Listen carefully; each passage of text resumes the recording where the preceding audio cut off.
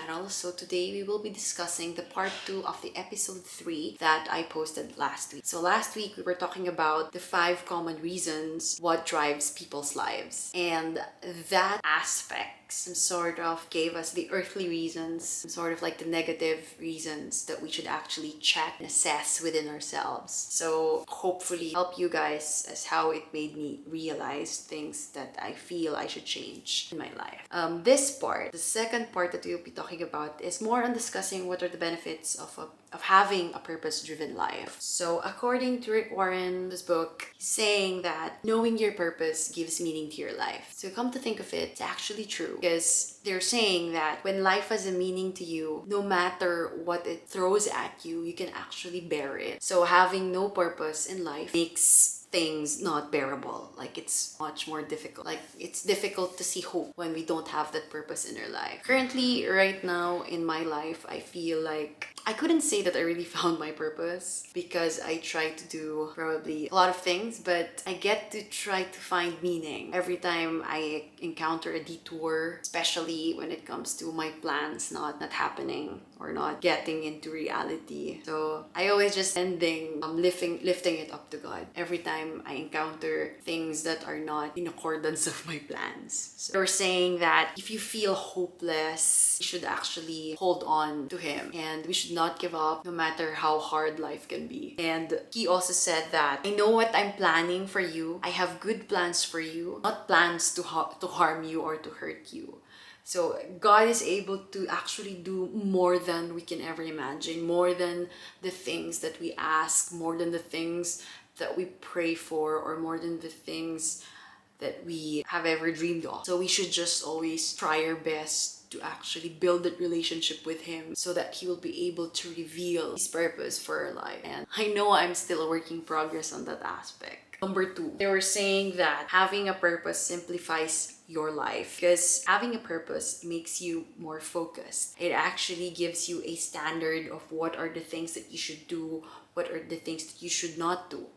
And we always have to ask the question, does this activity help me fulfill the purpose that God has for me? So without clear purpose, we won't have any basis or foundation every decisions that we make and in everything that we do. And another thing, they're saying that people who doesn't know their purpose, they're trying to do so many things. They're trying to do so much. But what the book is trying to tell us is, if it doesn't make any sense, or if the things that you do doesn't make any sense, or the plans that you try to do is actually won't able to fit your schedules, like it's just so much, then what's the point of doing it if it's not actually in line with your purpose? Like, if you don't feel that fulfillment in you doing the things that you do, like what's the point? Because they keep on telling you like you only have one life to live, so make the most out of it. They said that people who doesn't know their purpose, they try to do a lot of things.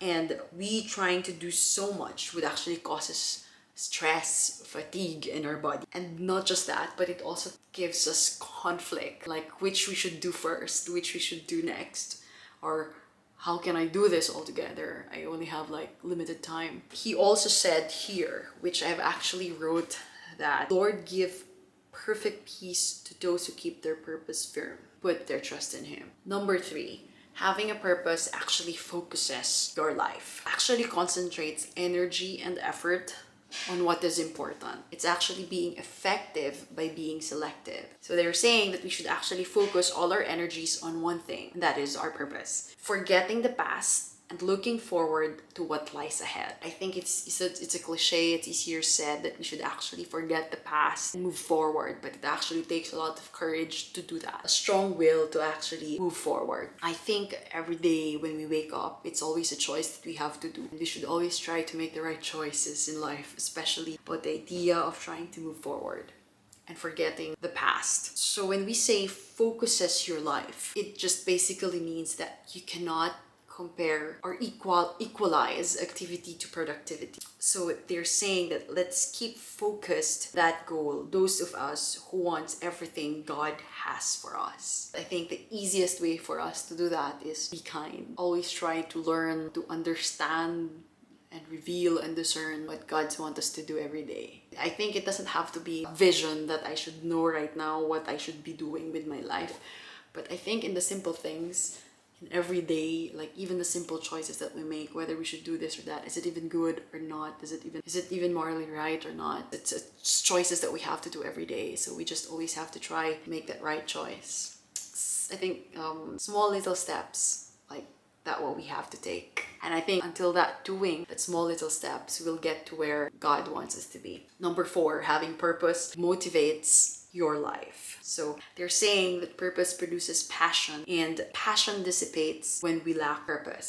So even just getting out of bed will becoming much more of a hustle or like more of a struggle. We don't have that clear purpose in our hand or like the clear purpose in our life. And they said that usually it's the meaningless work and not overwork that wears us down, that gets our strength, robs us of our joy. So I think if the things that we do are meaningless, we feel very, very tired doing those things. We find a lot of reasons why we'll hate it. We'll find a lot of reasons to get tired, to feel stressed. But if it's actually in line with our purpose and we see that, we tend to understand why we do the things that we do and why do we think or feel why God has put us in that situation. I think as what it said during the first one that I've shared is everything will be bearable. Actually, in spite of being in a negative situation, you would still have that joy in your heart. You will still have that strength to actually smile and laugh over it. Number 5, having a purpose prepares you for eternity. So many people, actually a lot of probably rich people or known businessmen or personalities. Probably in general, people wants to create a legacy because they want to be remembered even when they're gone. They're saying is like what matters most is not about what other people will talk about you, what other people will say about you, but it's actually what God will say about you. Like what have you done in this world when He gave you that gift of life? And it also mentioned in the book that earthly legacy is just actually a short-sighted goal. So we should actually build and aim for eternal legacy. And Rick Warren is saying that we aren't put in earth to be remembered, but we were put on earth to prepare for eternity. It was mentioned that one day we will stand in front of God and we will be audited, asking us to account to the life that we had on earth. And he's saying that there will just possibly be 2 questions that we will be asked.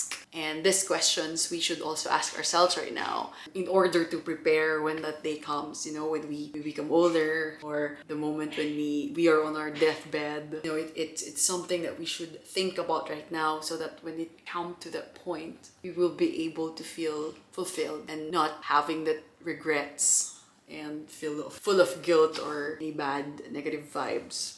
So they said the question will be, what did you do with my son, Jesus Christ? Did you learn to love and trust Him? That's like the first question. So my understanding, it's more of trying to get to know Jesus, trying to understand God, trying to build our faith, trying to build our relationship with God. I think that's more on that first question. Second question is, what did you do with the life that I gave you? So it's more of asking us to account for all the blessings that He had given us. Blessings, you can say your resources, your time, your talent. How did we actually spend it? Did we just spend it to ourselves, or did we spend it according to the purpose that God has for us? It's actually a very hard question to answer. Even when the moment I've read it, I was like caught off guard. I feel like I should try to revisit my life and start, pruning out what are the things that are important and what are the things that I should be doing and focusing my time. So